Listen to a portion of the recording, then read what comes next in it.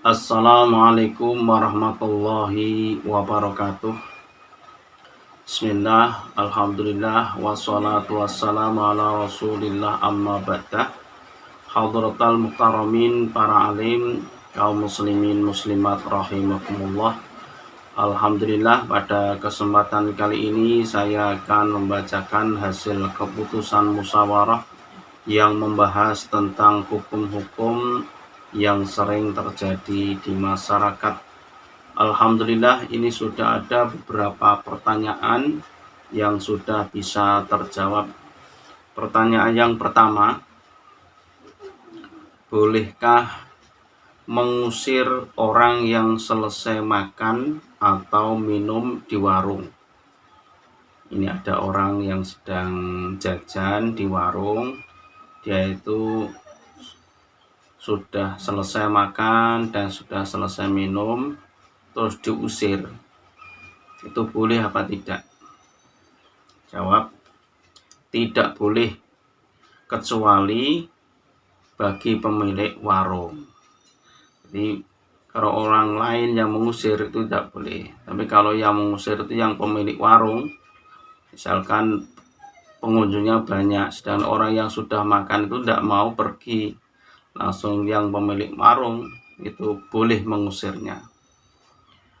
Keterangan ini dibawakan dari kitab Nihayatuz Zain halaman 268. 2. Hamis I'anatul Thalibin juz 4 halaman 74.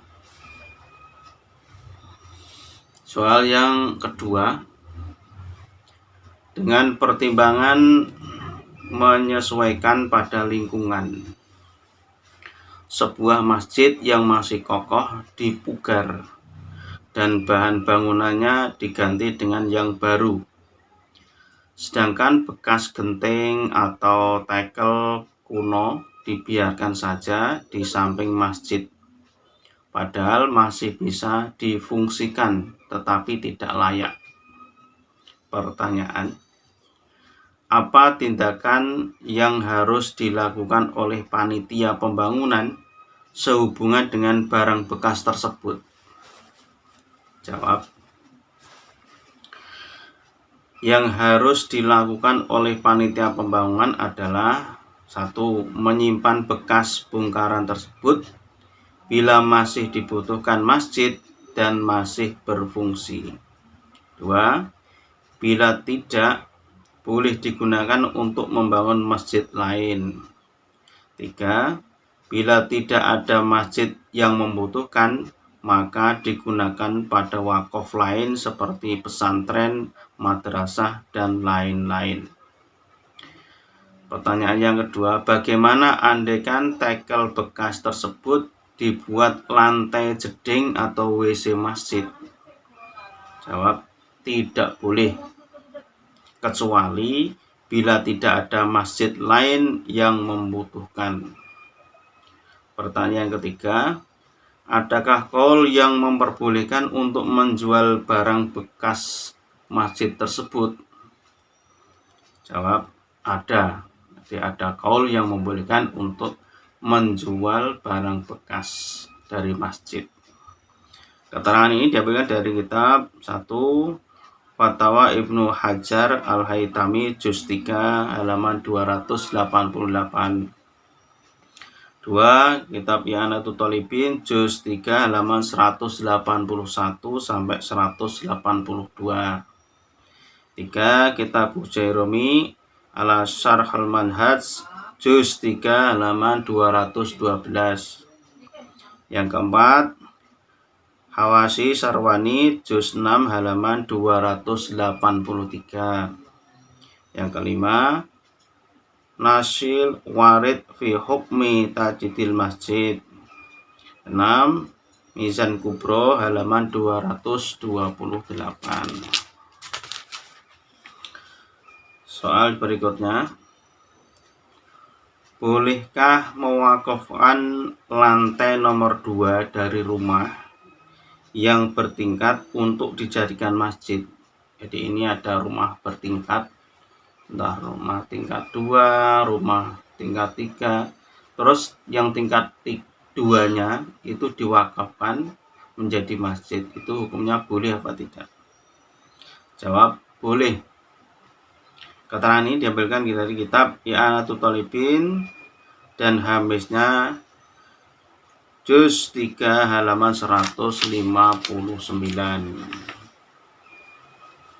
Pertanyaan yang berikutnya, di masyarakat marak sekali pembangunan pondok atau madrasah yang sumber dananya dari uluran tangan para dermawan yang mendermakan atau mewakafkan sebagian hartanya.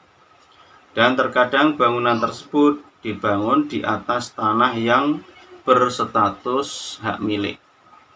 Pertanyaan: A. Bagaimana hukum sedekah atau wakaf pada madrasah atau pondok yang dibangun di atas tanah yang masih bisa diwaris? Dalam kurung, bangunan tersebut ada kemungkinan akan dirusak oleh ahli waris tanah. Jawab, hukumnya sah. Jadi hukum sedekah tersebut dihukumi sah. Dalam kurung, diperbolehkan menurut qaul ashah. Ini dari kitab Mughnil Muhtaj juz 2 halaman 378. Pertanyaan yang B, bolehkah pemilik tanah merusak bangunan tersebut? Jawab, boleh.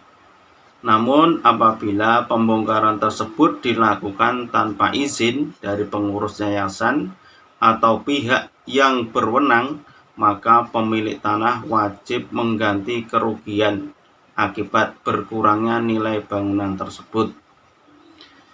Keterangan ini diambil dari kitab Al-Mahali juz 3 halaman 99. 2. Kitab Hasyiatul Jamal juz 3 halaman 576 sampai 577. Yang ketiga, kitab Bughyatul Mustarsyidin halaman 175.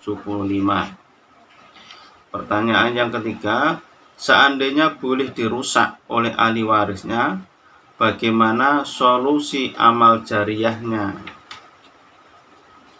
Jawab, solusinya menawarkan kepada pemilik tanah agar bangunan tersebut ditetapkan dengan kompensasi membayar ujroh.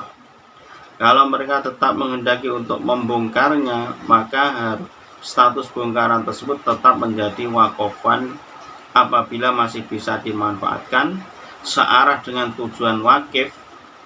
Apabila tidak bisa dimanfaatkan tapi masih laku dijual, maka harus dijual untuk membeli tanah sebagai gantinya. Dan apabila tidak bisa dimanfaatkan sama sekali, maka menurut qaul ashah dikembalikan pada mauquf alaih. Keterangan ini diambilkan dari kitab Hasyiah Jamal juz 3 halaman 578. Yang kedua, Asyarwani juz 6 halaman 239 sampai 240.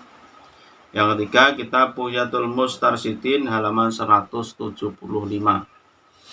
Terima kasih, semoga keterangan ini bisa menambah wawasan kita, bisa menambah ilmu kita, dan dari saya cukup sekian. Wallahu muwaffiq ila aqwamit thoriq. Wassalamualaikum warahmatullahi wabarakatuh.